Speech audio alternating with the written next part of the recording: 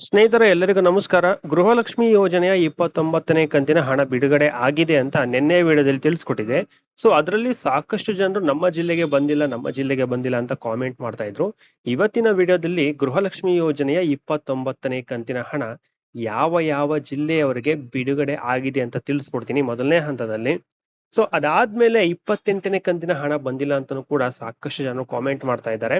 So ಅದಕ್ಕೆ ಏನ್ ಮಾಡ್ಬೇಕು ಅಥವಾ ಯಾವಾಗ ಬರುತ್ತೆ ಅನ್ನೋದನ್ನು ಕೂಡ ನಿಮ್ಗೆ ತಿಳಿಸ್ಕೊಡ್ತೀನಿ. ಇನ್ನು ಮೂರನೇದಾಗಿ ನಿಮ್ಗೇನಾದ್ರೂ ಕಂಟಿನ್ಯೂಸ್ ಆಗಿ 4ರಿಂದ 5 ಕಂತಿನ ಹಣ ಬಂದಿಲ್ಲ ಅಂದ್ರೆ 25, 26, 27 ಈ ರೀತಿಯಾಗಿ ಕಂಟಿನ್ಯೂಸ್ ಆಗಿ 4ರಿಂದ 5 ಕಂತಿನ ಹಣ ಬಂದಿಲ್ಲ ಅಂತಂದ್ರೆ ಏನ್ ಮಾಡ್ಬೇಕು ಅನ್ನೋದನ್ನು ಕೂಡ ನಿಮ್ಗೆ ತಿಳಿಸ್ಕೊಡ್ತೀನಿ. ವಿಡಿಯೋವನ್ನ ಕೊನೆವರೆಗೂ ನೋಡಿ. ತುಂಬಾ ಇಂಪಾರ್ಟೆಂಟ್ ಮತ್ತೆ ಯೂಸ್ಫುಲ್ ಆಗಿರುತ್ತೆ. ಸೊ ನೀವೇನಾದ್ರೂ ನಮ್ಮ ಚಾನಲ್ಗೆ ಇದುವರೆಗೂ ಸಬ್ಸ್ಕ್ರೈಬ್ ಆಗಿಲ್ಲ ಅಂದ್ರೆ ನಮ್ಮ ಚಾನಲ್ಗೆ ಸಬ್ಸ್ಕ್ರೈಬ್ ಮಾಡ್ಕೊಳ್ಳಿ. ಹಾಗೆ ಪಕ್ಕದಲ್ಲಿರುವಂತಹ ಬೆಲ್ ಐಕಾನ್ ಕ್ಲಿಕ್ ಮಾಡ್ಕೊಂಡು ಅಲ್ಲಿರುವಂತಹ ಆಲ್ ಆಪ್ಷನ್ ಅನ್ನ ಸೆಲೆಕ್ಟ್ ಮಾಡಿ. ಈಗ ವಿಡಿಯೋವನ್ನ ಕಂಟಿನ್ಯೂ ಮಾಡೋಣ. ಮೊದಲನೇದಾಗಿ ನಿಮ್ಮ ಜಿಲ್ಲೆಗೆ ಬಂದಿದೆಯಾ ಇಲ್ವಾ ಅಂತ ನಿಮ್ಮ ಜಿಲ್ಲೆಯ ಹೆಸರು ಮತ್ತೆ ಬಂದಿದೆಯಾ ಇಲ್ವಾ ಅಂತ ಕಾಮೆಂಟ್ ಮುಖಾಂತರ ತಿಳಿಸಿ. ಇಲ್ಲಿ ಮೊದಲನೇದಾಗಿ ನೋಡೋಣ, ಗೃಹಲಕ್ಷ್ಮಿ ಯೋಜನೆಯ 29ನೇ ಕಂತಿನ ಹಣ ಯಾವ ಯಾವ ಜಿಲ್ಲೆಯವರೆಗೆ ಬಂದಿದೆ ಅಂತ, ಅಂದ್ರೆ ಯಾವ ಯಾವ ಜಿಲ್ಲೆಗಳಿಗೆ ಬಿಡುಗಡೆ ಆಗಿದೆ ಅಂತ. ಇಲ್ಲಿ ಮೊದಲನೇದಾಗಿ ತುಮಕೂರು, ಬೆಳಗಾವಿ, ಕೊಪ್ಪಳ, ಕೋಲಾರ, ದಕ್ಷಿಣ ಕನ್ನಡ, ಕಲಬುರಗಿ, ಹಾಸನ, ಬೀದರ್, ಬೆಂಗಳೂರು, ದಾವಣಗೆರೆ. ಅಂದ್ರೆ ಬೆಂಗಳೂರು ನಾರ್ತ್ ಸೌತ್ ಎಲ್ಲ ಕಡೆಯಿಂದ ಬೆಂಗಳೂರು ಕಂಪ್ಲೀಟ್ ಆಗಿ ಬಿಡುಗಡೆ ಆಗಿದೆ ಅಂತಾನೆ ಹೇಳ್ಬೋದು. ದಾವಣಗೆರೆ, ಬೆಂಗಳೂರು, ಮಂಡ್ಯ, ಚಿಕ್ಕಮಗಳೂರು, ಚಿತ್ರದುರ್ಗ, ಗದಗ, ವಿಜಯಪುರ ಮೊದಲನೇ ಹಂತದಲ್ಲಿ ಈ ಈ ಎಲ್ಲಾ ಜಿಲ್ಲೆಗಳಿಗೆ ಈ ಒಂದು ಕಂತಿನ ಹಣ ಬಿಡುಗಡೆ ಆಗಿದೆ. ಸೊ ಇದರ ನಂತರ ಅಂದ್ರೆ ಈ ವಿಡಿಯೋ ನೀವೇನ್ ನೋಡ್ತಿದ್ದೀರಾ, ಇದಾದ್ಮೇಲೂ ಕೂಡ ಬೇರೆ ಜಿಲ್ಲೆಗಳಿಗೆ ಬಿಡುಗಡೆ ಆಗುವಂತ ಸಾಧ್ಯತೆ ಇದೆ. ಸೊ ಓಕೆನಾ, ಇದು ಸದ್ಯದ ಮಟ್ಟಕ್ಕೆ ಇರುವಂತಹ ಮಾಹಿತಿ. ಇದಾದ್ಮೇಲೆ ಬೇರೆ ಜಿಲ್ಲೆಗಳಿಗೂ ಬಿಡುಗಡೆ ಆಗ್ಬೋದು.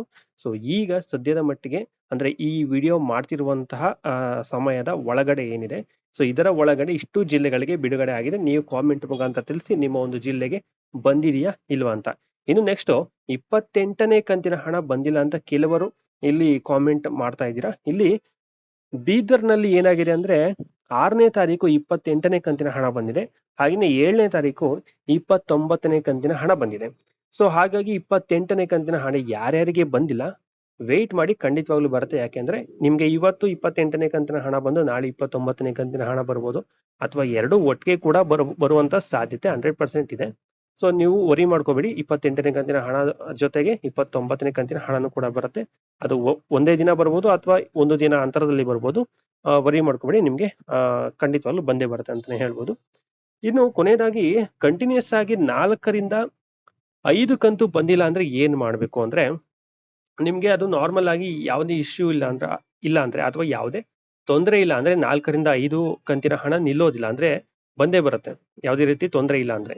ಒಂದ್ ವೇಳೆ ಏನಾದ್ರೂ 4ರಿಂದ 5 ಕಂತಿನ ಹಣ ಕಂಟಿನ್ಯೂಸ್ ಆಗಿ ಬಂದಿಲ್ಲ ಅಂದ್ರೆ, ಒಂದು 24, 25, 26, 27 ಈ ರೀತಿಯಾಗಿ ಕಂಟಿನ್ಯೂಸ್ ಆಗಿ ಬಂದಿಲ್ಲ ಅಂದ್ರೆ ನಿಮ್ಮ ಒಂದು ಸ್ಟೇಟಸ್ ನ ಚೆಕ್ ಮಾಡ್ಕೊಳ್ಳಿ. ಅಂದ್ರೆ ನಿಮ್ಮ ಗೃಹಲಕ್ಷ್ಮಿ ಯೋಜನೆ ಸ್ಟೇಟಸ್ ಅನ್ನ ಚೆಕ್ ಮಾಡಿಸಿ. ಎಲ್ಲಿ ಮಾಡಿಸ್ಬೋದು, ನಾಡ ಕಚೇರಿಯಲ್ಲಿ ಮಾಡಿಸ್ಬೋದು, ನಿಮ್ಮ ಹತ್ತಿರದಲ್ಲಿರುವಂತಹ ಗ್ರಾಮವನ್ನು, ಬೆಂಗಳೂರನ್ನು ಮತ್ತೆ ಬಾಪೂಜಿ ಸೇವೆ ಕೇಂದ್ರಗಳಲ್ಲೂ ಸ್ಟೇಟಸ್ ಅನ್ನ ಚೆಕ್ ಮಾಡಿಸ್ಬೋದು. ಅಲ್ಲಿ ಏನಾದ್ರೂ ತೊಂದರೆ ಆಗಿದ್ರೆ ನಿಮ್ಗೆ ಹೇಳ್ತಾರೆ, ಅದನ್ನ ಸರಿಪಡಿಸೋದಕ್ಕೆ. ಅದಾದ್ಮೇಲೆ ನಿಮ್ಗೆ ಹಣ ಬರುತ್ತೆ, ಯಾರಿಗೆ ಕಂಟಿನ್ಯೂಸ್ ಆಗಿ 4ರಿಂದ 5 ಕಂತಿನ ಹಣ ಬಂದಿಲ್ಲ ಅನ್ನೋದಕ್ಕೆ. ಸೊ ಓಕೆನಾ. ಸೊ ಇದಿಷ್ಟು ಗೃಹಲಕ್ಷ್ಮಿ ಯೋಜನೆಯಲ್ಲಿ ಸದ್ಯದ ಮಟ್ಟಿಗೆ ಇರುವಂತಹ ಮಾಹಿತಿ. ಹೆಚ್ಚಿನ ಇನ್ಫಾರ್ಮೇಶನ್ಗಳಿಗಾಗಿ ಚಾನಲ್ ಸಬ್ಸ್ಕ್ರೈಬ್ ಮಾಡ್ಕೊಳ್ಳಿ, ಲೈಕ್ ಮಾಡಿ, ಶೇರ್ ಮಾಡಿ. Thank you.